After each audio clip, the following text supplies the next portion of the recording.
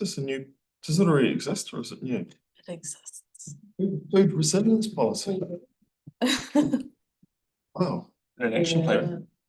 Wow. And an action plan. Well, no action plan, but it's a policy. It's not road action. It's not a lot of action. Is there? Or is there action? So we're about to find out. Yeah, there is, but there's always strengthening Room that to we grow. can do. Right. Yeah. Live stream is on. And you've got to click it. You've got to click it. So we'll just open this information session on the food resilience policy and action plan review. First up, we have apologies from James Goff, and we potentially have apologies for a couple of early departures from a couple of members. So, Sarah, the floor is yours. So kia ora koutou, my name is Sarah. I'm a policy and projects advisor in the Community Support and Partnerships Unit of the Council.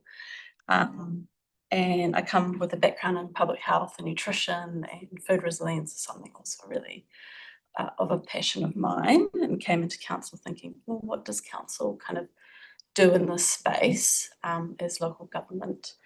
So that's where I got involved in the food resilience policy sort of work, and I'm just here to provide an update on the refreshed draft food resilience policy and an action plan, and just to get a bit of your feedback and your input from it from a board perspective. And this feedback will directly feed into any action planning and the policy. So I'll briefly touch on what we mean by food resilience, what the refresh policy focuses on, what our current food system is really looking like, and why it matters for local government and for your communities and for people across Christchurch. So Christchurch, yes.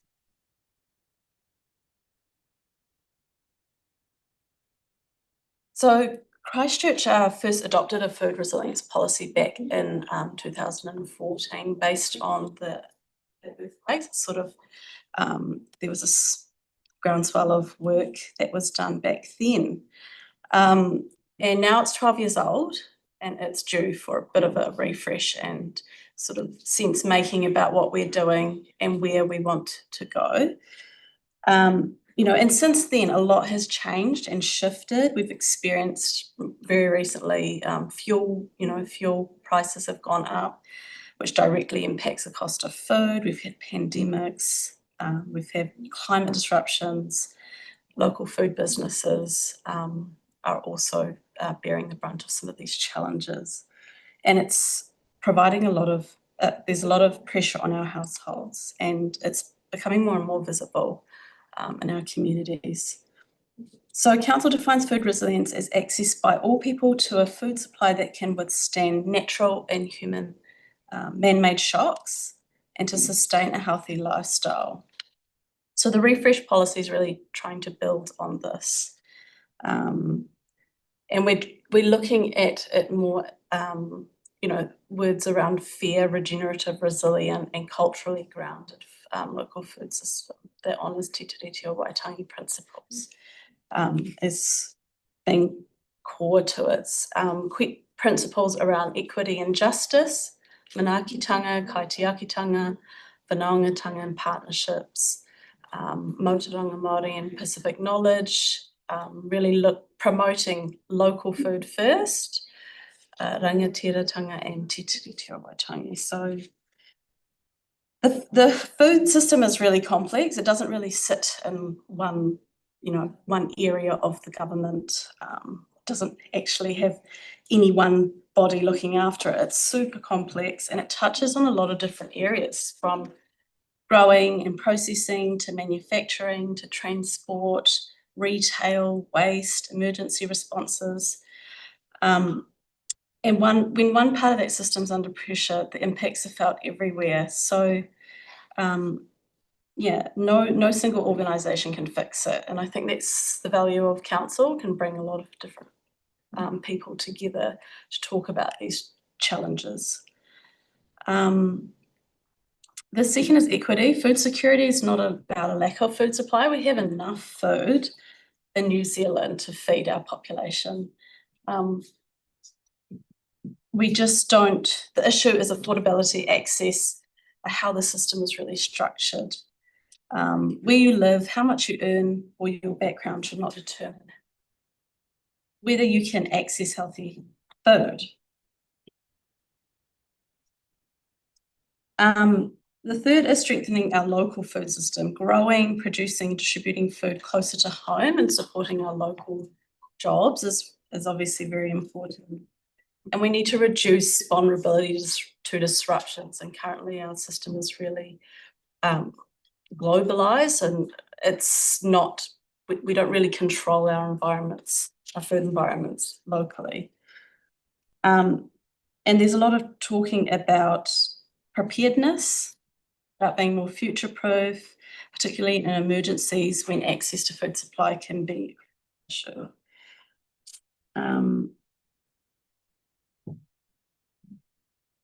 So the policy action areas are quite broad, and there's 7 different areas that we've got in draft, and this is based on talking to lots of different people throughout the sector to sort of understand what's important to them in the food system. So equitable access is one, urban spaces being preserved and nurtured, lifelong cooking skills we have, and food growing skills, we have a lot of that is being lost in our communities, a thriving food economy with jobs, climate resilient and sustainable system, good governance, coordination. At the moment, I'd say a lot of the subsectors of our system are not very well coordinated. And we're trying to minimise our waste as well. So just to set the scene, majority of New Zealanders are actually not eating a healthy diet. That's less than 10% of adults and almost 5% of children actually eating the recommended nutritional intake that they're meant to get. We've got really unhealthy food marketing, and it's not happening randomly. It's very targeted within our communities. You see a lot more unhealthy food marketing than you do healthy. Our food insecurity is actually getting worse. It's not getting better. The State of Nation report 2025 is saying that almost over 1 in 4 children are food insecure. So that means they're not insecure, like they're fussy or they're not. No, so it means they're not, they're not getting a healthy diet every single day. They don't have access to that food every day. It's a lot. Yeah, so it's getting worse, and the burden is really inequitable. So Māori, the burden is placed on Māori, and it's having really inequitable outcomes in health. And it's a really expensive problem. I think almost 60% of our health expenditure is actually on our diet-related issues. And it's causing a lot of emissions. More than half of our greenhouse gas emissions is from our food system, particularly because it's not really a local system. Food is travelling from up north, then it goes somewhere else, then it comes to us. It's really, it's not very local. Isn't that though, because we're feeding 90 million people? 90 million? Yeah, New Zealand feeds 90 million with 5 million, but we feed 90. And so that's going to have greenhouse emissions, but because our farmers are more efficient than most in the world, those emissions globally are a lot better for the planet than someone bad farming in another country. Yeah, I mean, there's a shift in regenerative farming too, which is something I think council could support more with. Sure. But we have a globalised food system too. So we're receiving food from, 90% of our food is exported. So it's causing a lot of emissions. Let's keep going. Yeah. And obviously we've got climate risks and vulnerabilities for our farmers. But on a positive note, we're a big manufacturing hub here in Christchurch. We have a lot of factories employing over 22,000 people. So for council, it matters. And why does it matter? Because we can support food security, sovereignty and sustainability in multiple ways. It affects health, equity, culture and sustainability and the food environment. We decide how land is used to an extent. We fund lots of groups. Local procurement, we want local businesses to thrive. And you'll see things in the news coming out around these different issues that we're facing with that. And it aligns with LTP goals around climate adaptation, resilience, and a regenerative economy. It fulfills different statutory obligations as well. So it was a bit rushed, but I know it's really late too. You guys are all quite tired. We've got food insecurity right now. Yeah, you all got food. You can hear it in our stomach. I would debate that. You have a dumpster dive? Looking forward for a white bread and noodle sandwich, Aaron? That's visual. Yeah, I think I've Yeah. been a council that's dumpster dived, but Keep going. Recently, So I guess I really wanted to hear more from you as a board who's looking at your community and food resilience. What do you think are the key levers that are influencing food resilience in your board plans? Are these sort of considerations? Has anything popped up? Resilience. Bridget? Can I quickly say something, and then I have to rush off? So we have a edible garden, well, we've had an edible gardens award. Do we still do the award? Every second year. Every second year now, eh? Yeah, Yeah. so edible gardens is something that our board supports and encourages, and we and we have a award ceremony system process for those residents that are doing that. This is a silly one, but it's also kind of true.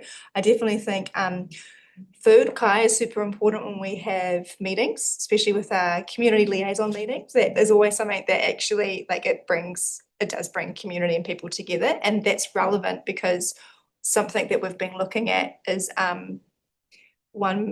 there's a Burnside Brynwer Community Network group, and we had to engage a lot of youth to get their feedback on certain stats in the area, and a big part of that was focused around food. So there's obviously food basically gets people into rooms, which is helpful for us as board members because we want to hear residents and all stakeholders' feedback. So food does that.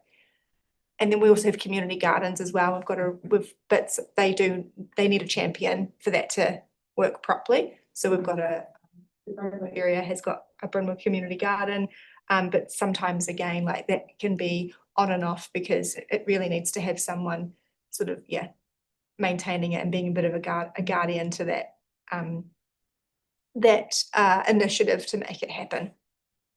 So growing food takes effort, basically. That's me. I'm really sorry I have to head off. That's great. David, I've got 3 or 4 questions. please make sure Yeah, well, questions. no, they're questions. Yep. And I'm interested to see where you're getting all your information from, because you talk about 1 in 4 not having healthy diets. Is that New Zealand? Is that this ward? I mean, you're presenting to this ward. Is that across Christchurch? Because I would look at that and go, I think there's some deep breaths around the table when you said that. So, I'm cynical over here. Right. Okay. So that's national data. Yep. The But this is a local policy, eh? local policy. National. Yeah. Local. Yeah. I think at the local level, it's harder to get that data, and people don't, and we don't have really thorough research on that. Yeah. Even within the city, we'll have various levels of food insecurity. Yeah. So you might see some more in some areas, and you might see less in others. But it's generally getting worse because you can see the cost of living and the pressures on communities are getting higher, and you've got your full fuel crisis, which will soon feed into the food. But it's a food resilience policy, but because you're talking about carbon emissions and you're talking all about that stuff there, not cost of living. So, and I know you said it's a really broad thing. Yeah, it's very. You said it's around how people cook food, and then I must admit I was a little bit worried about where the council stops and where people looking after themselves actually starts. Are you advocating some of this, that the council needs to get in and teach people how to cook?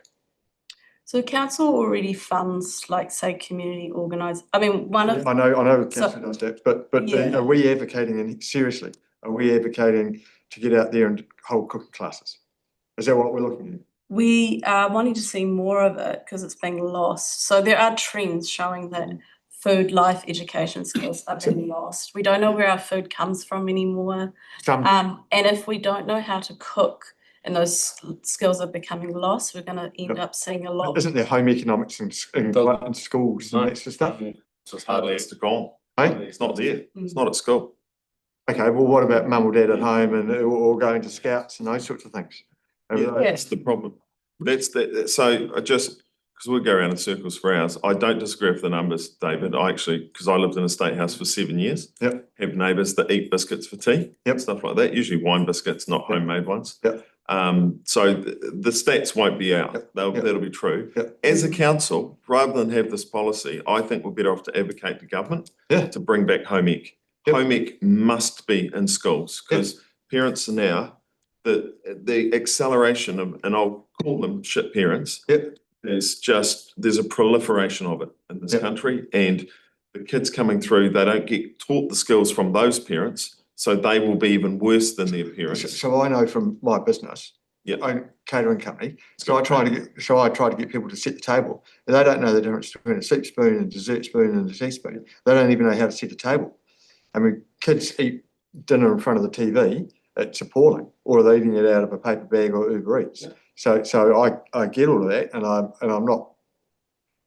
I think there's in some parts, where does the commercial endeavours stop and council take in? Because, and then my next question was, Before we move on to the, could I just add something at the end of that one, David? So maybe what we're keen to see is, where is the boundary between local government responsibility and action and central government?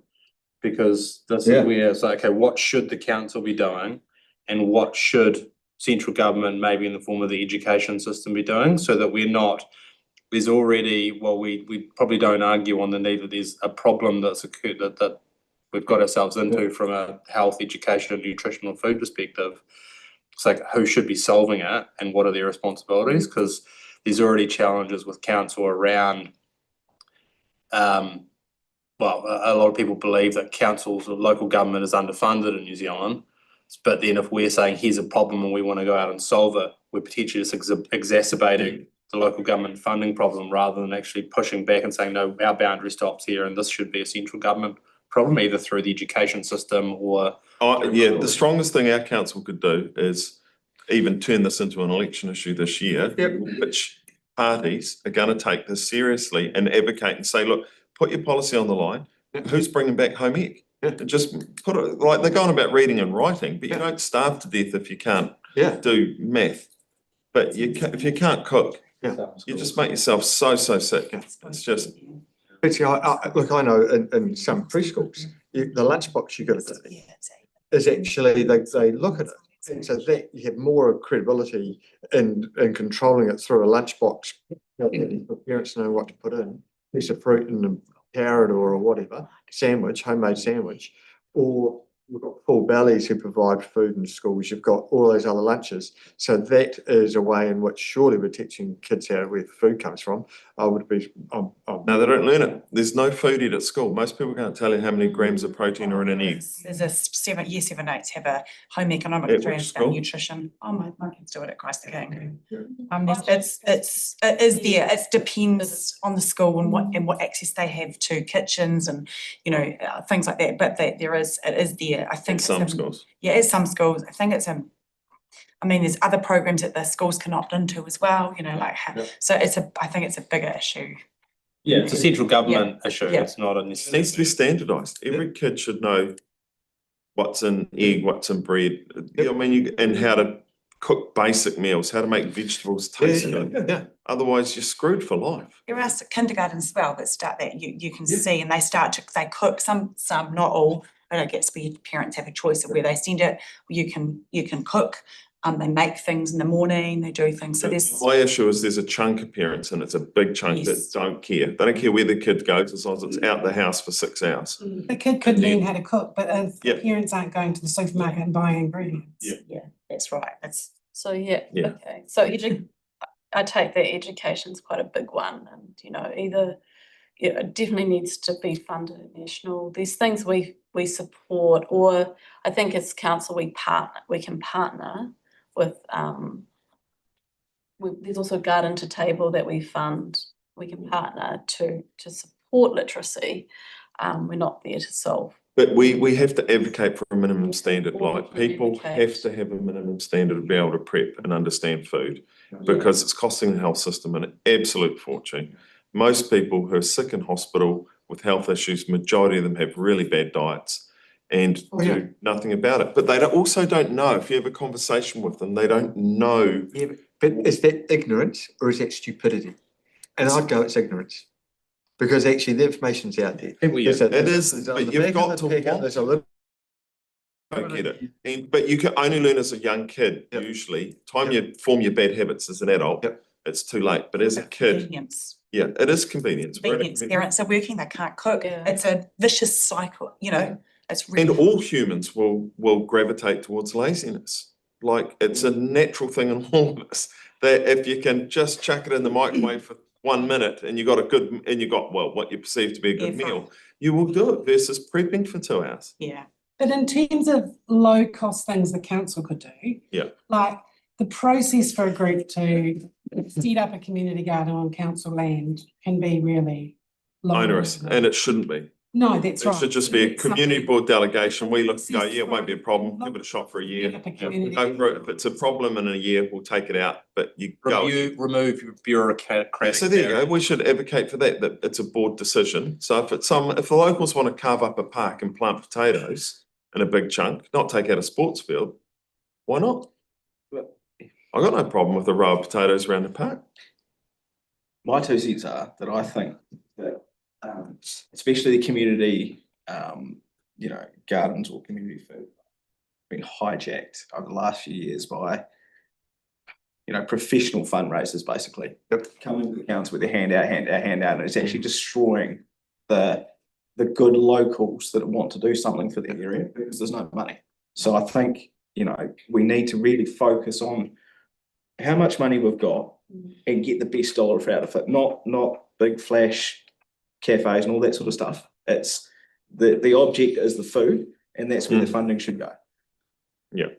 And permission. We have a real problem with allowing people on council land to do, like, even if locals want to just plant a lemon tree, they just can't.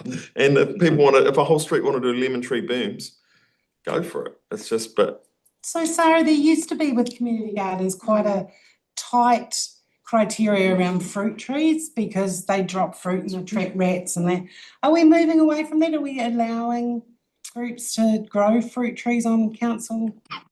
I know they're careful about what is planted there, so. same problem. But there's solutions to that too. So there's been some discussions, I think, with parks and an organisation to look at a group that could look after the fruit trees across the city, because at the moment they just get left because there's not enough funding, because council doesn't have enough funding to actually look after these fruit trees past, I think it's 8 years or something. So, Grow the group, because we breed dependence when the council back starts, on so I'm council. gonna look after this tree, but actually you might do it for 2 years, but you actually got to build a group to actually look after it. So it's a neighbour, it's the retirement village down the road, it's the school, or it's the whoever, that actually, it's a blanket group that actually own it, and they transition into a form of ownership, so that actually they're the custodians for it. Because the minute we start to give out funding, we create dependency on it, we can't sustain that funding, and then year after year, the demand on the community grants just increases. You know, it would be cool. In our ward area, we did a board policy of one edible plant in every single park. So we might go, well, chuck an apricot tree in that one, chuck a lemon bush in that one, a cherry tree in that one, because cherries will never touch the ground. You never get cherry waste, because what the kids don't, if your kids don't get there quick enough, the birds will take them. So, and lemons are the same. There's enough neighbours in every neighbourhood that would strip the lemons. So we should look at that. Well, we've noticed from sitting in our office, a huge number of people in the car park all of a sudden coming out with their cars, and they've got nets and Chestnuts. all sorts. And council's put up on the website foraging and Oh, yeah. foraging map. Yep. yeah, And so we've got a fig tree in our car park. And so we've got probably 10 people at least a day. Most coming- people don't want it, but the ones that do, Yeah. yeah. You go walnuts. But why don't we be the first board area to have an edible plant in every park? That was going to be my next question. So in our ward, Do you support that? Absolutely. and the wards across the city, have you been to all of them? Are we last, are we first? How's the reception been? generally quite good. In terms of, I think when we talk about food resilience, it gets quite, and I'm going to write a memo for everyone just around what people have said. But it does come back to community gardens a lot, and this is and I think is a bit of, you know, like this discussion to do to really see what our role is. Also, like, answer questions around, is it us, is it them, you know, when do we get together, what are the solutions? Because food resilience, like the food system's super complex. And we haven't even touched on waste minimisation and our composting plant, and, you know, like there's so many, I guess, areas. I've done a bit of an exercise with across council staff as well. So I had the, you know, the parks team and the urban planners come together with architects and the waste minimisation to talk about their role. So I think there's still a lot of sort of really raising awareness of what and highlighting what we can do. 2 questions for you. Where are we going to be in 5 years? That's what I'm here to ask you. Where do you want to be in 5 years? Well, I'd love to have, essentially, I think we need a more fair food system. At the moment, it's not fair. You go to the supermarket, you know, the cost is too high. And we've seen some great initiatives come out, and I don't know how council supported it, but with alternative food outlets that are more affordable. You've got your Kaiko and you've got, was it Harvest? Yep. So, But that's just market. Food's essentially more affordable now than ever in history. You got access to calories. Yeah, calories are more affordable, and volume of calories is more affordable now than in Nutrient time density. history. But most people don't know what they're eating, so it becomes also a problem. You know, the industrialization of food's been great because people don't need to starve to death anymore. But with access to calories, not necessarily nutrient rich, and most people don't know what nutrient rich is. That'll be a majority of the population. So those are our 2 real problems, is really that one. But if in 5 years, if every park in our entire ward area had one edible plant, I think this board's done something quite special as a starting point. But that's a very easy one for us to go to. And we just say to our parks, they're going to argue. Some of them are going to, oh no, we don't want that. We'll just go, it's board policy, buddy. Yeah. Second question, if I can, my last one. Last one, and then Wrap up? yeah, a couple other people to Okay. say a few things. You're quite heavy on treaty bits and pieces. We're a multicultural society. why are we focusing on two cultures? Well, I think we have to honour the treaty. We do have to honour the treaty. but And they no bring, context. You think of some of our refugees who live in our community. You think of people of an Irish kind of, up top end of Clyde Road here, everybody sort of forgets, thinks Fendalton is all leafy suburbs. We've got some very deprived people that live up top end of Clyde Road. And a lot of those would be not of, they'll be foreign nationals, I guess is what I'm trying to say. But yet, in their food resilience, they're not going to want to eat, or they don't have the recipes of, they'll have their own recipes and their own national dishes. But yet, in your document here, it's very two-sided, as opposed to being all-inclusive. Well, I'd go as far as to say, David, the Asian community would be the smartest food community. They know the most about food and nutrient-rich food. Not so much the Indian community, theirs is different. And but generational Asian cooking, community, they will pass it. generational cooking, they're just fantastic. So why can't we learn from them? Why'd we? I'd be the top of the pyramid of. because, we're looking at this as an issue of, it's an equity issue, it's a poverty issue. It's an equity issue. Why are we all jumping onto this? So part of it is that we are trying to reduce inequities. When we talk about a resilient food system, it needs to be fair. And as I'd highlighted, 1 in 4, and I think it's closer to 1 in 2 for Pacific children and for Māori. So it's actually much worse. So whatever we do, we need to do it to reduce inequities. But these are more principles that underpin the real work. So like we talked about stewardship around our fruit trees, that's kaitiaki. Is that excluding some of our community? I think these are quite shared values. They're not really values that are quite, and it's we can't incorporate all the multicultural values in a policy, right? And I think we're living in New But Zealand. when you include just one, you are excluding others, as opposed to having it broad. With the policy, we've also looked at, our multicultural communities, I think, and the things that they might want or need, or how can we support them, and that a lot of that comes down to supporting them with with local food businesses and the barriers that council.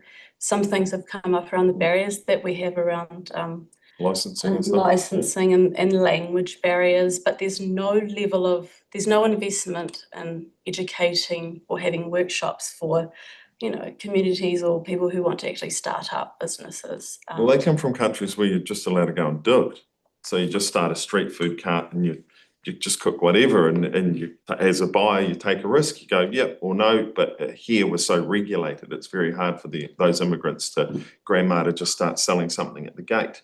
Whereas in their country, they'll literally just sell it at the gate. And if you walk past, you go, oh, it smells good, I'll buy it. Or, well, dodgy looking yard, no, I won't. And but here you'd have to have a license. What's that? Right. Maybe one thing from me, and then if there's anything from the rest of the team, maybe we will look to wrap this up. But you did mention around how a lot of people go back to community gardens. I get the feeling that the scale of the issue is so big that all we can really do is provide an advocacy lens and try to remove barriers from a bureaucratic perspective. So like Aaron's talking about, how do we make it easier for people to spin up a community garden, say, which is there to advocate? You're never going to grow enough food to feed more than 10 or 15 people in one of these community gardens, realistically. And it's more or less, it's a hobby for people to get into that are interested in the area. You're never realistically going to feed a community with these things. So realising that we want to take the barriers away to improve the ability for these advocacy opportunities to take place, but then also what are the other barriers that council can remove to have a small impact without actually trying to solve the problem ourselves, because it's just the problem is so big that council's never going to be able to solve it, and it probably doesn't really sit inside the core local government mandate anyway when we talk about funding and where it should be going. So, focusing on being able to remove barriers. The idea of having fruit trees in every park, I think is awesome, just so, you know, just the little things that can have an impact where people can go down and get those things without being $100 million projects. That at the end of it, how do we know what, like the other part of it is it's very challenging in terms of measuring the impact of where you're spending the money. So you can spend a whole bunch of money on advocacy as well, but how are you actually going to measure the tangible impact of that? Because sure, council probably has a role in the advocacy space, but if we've spent 10,000 or 20,000 council staff hours on advocacy, what are we actually getting for it? Like how do we measure the value that it's providing? Because otherwise, if you're doing something and not able to measure the value that you're getting out of it, potentially you are putting investment into the wrong area, because there might be something else out there that is more impactful for the same amount of effort. So I think it's just really important that those things are run over any initiatives that are put in place. So that was probably just my little spiel on that one. Did anyone else have anything they wanted to raise? I think Aaron and David have had some good comments. One last one, just on Last word from Aaron. the language. Well, it's based on what David's saying around highlighting Māori and Pacific in there. I like to look at things in the opposite lens often. So I was on health board for 10 years and we did this all the time. We always had bad stats for Māori and Pacific. I don't think that helps Māori and Pacific, telling them, because there's also a chance that you're normalising half their kids not being well fed or being fed the wrong things, not well fed. Often they are well fed, they're just not fed nutrient rich stuff. They're doing lots of calories, which doesn't help them. But by singling them out, is that normalising it rather than, you know, I'd rather go aspirational and go, well, what's the Thai community and the Malay community, what are they eating? You know, that kind of thing. But single out none of them. Don't mention anyone by culture, just because we all eat bad sometimes. And so we should just, I personally think single out Māori and Pacific, and having grown up in Bromley, where I thought half the world was brown, it was, they were no different to me growing up. And so I do have a real beef with all the departments, government departments that make their living out of peddling how bad Māori and Pacific communities are doing, rather than, you know, we don't celebrate their really good stuff enough, but we often point the finger at them, and I don't think it's helpful. So I'm just going to throw that into the mix.